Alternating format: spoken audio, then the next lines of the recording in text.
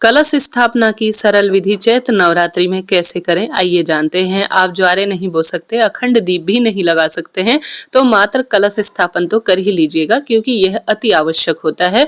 इसमें माता रानी की 10 महाविद्या और 9 स्वरूप, कुल देवी और सभी देवी देवताओं का वास माना जाता है।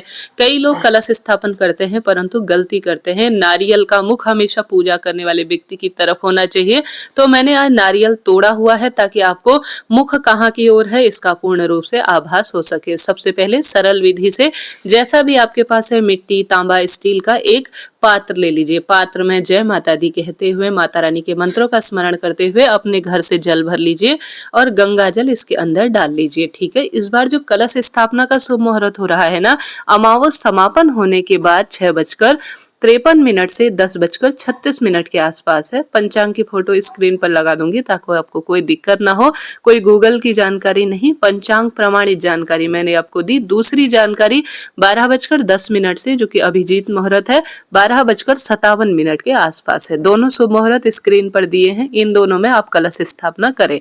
आम के या अशोक के या आप कोई भी शुभ पत्ते, परंतु पत्ते कर्ली अर्थात टाइट होने चाहिए ताकि यह मुरझाए नहीं पूरे दिनों तक।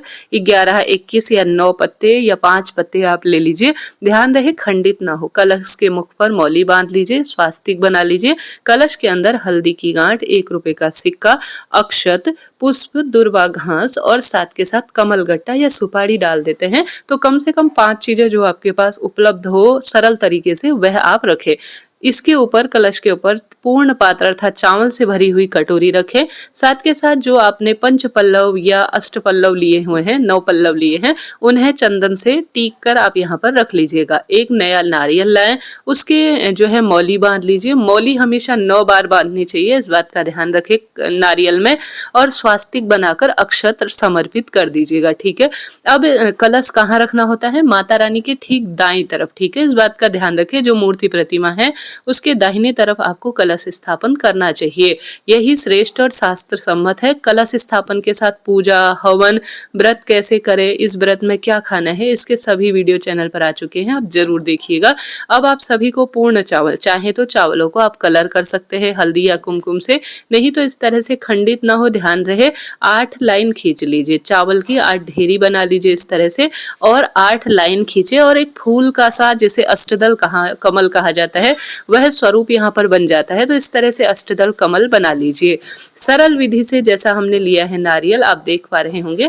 अब कई लोग क्या करते हैं, इस कलश के नीचे मिट्टी का कुंडा अर्थात जो ज्वारे होते हैं उन्हें बोकर इसके ऊपर ही कलश रख देते हैं। यह भी बहुत शुभ होता है, इससे कलश हरा भरा रहता है, शुभ माना जाता है। इस तरह से भी आप कर सकते हैं, नहीं तो साधारण सरल तरीके से आप जो ज्वारे का कुंडा है उसे माता रानी के किसी भी स्थान पर रखें। कलश आप सभी को यहाँ पर रखना चाहिए। ठीक है। इस तरह से आपको कलश स्थापन करना चाहिए। कलश स्थापना सबसे उत्तम और श्रेष्ठ मानी जाती है। कलश के ऊपर जो नारियल रख रहे हैं उसमें आप या तो एक लाल चुनरी या एक लाल वस्त्र लपेट लीजिएगा। नया जरूर से लाना चाहिए, शुभ माना जाता है। अब आप सभी को सरल भाव सच्चे मन से कलश के ऊपर, देखिए आप वस्त्र देख पा रहे होंगे, यह शुभता के रूप में जाना जाता है, इसे अच्छी तरह से लपेट लेना है। अब नारियल का मुख किस तरफ होना चाहिए, भारी प्रश्न आता है।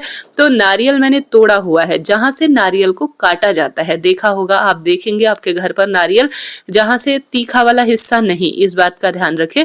जहां से नारियल को काटा जाता है वह नारियल के नेत्र है, 3 नेत्र इसमें होते हैं और यही मुख रूप में कहा गया है, ताकि आपको कोई दुविधा ना हो। मैंने इसे काटा, कई बार कंफ्यूज हो जाते हैं, तो यह जानकारी आपके लिए श्रेष्ठ रहेगी, तो इस तरह से आप रखें। अब जहां से नारियल का मुख है,